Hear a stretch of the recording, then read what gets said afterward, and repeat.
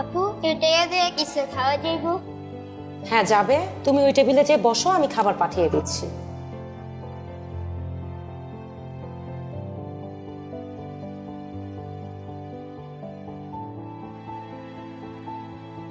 আপু কি হয়েছে, কোনো সমস্যা?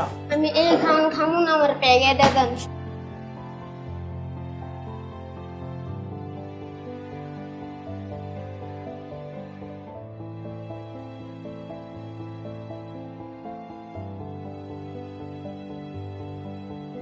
এই নাও তোমার টাকা, আর এই খাবারগুলো অরেন্ড অ্যান্ড বিনসের পক্ষ থেকে তোমার জন্য গিফট। খুশি?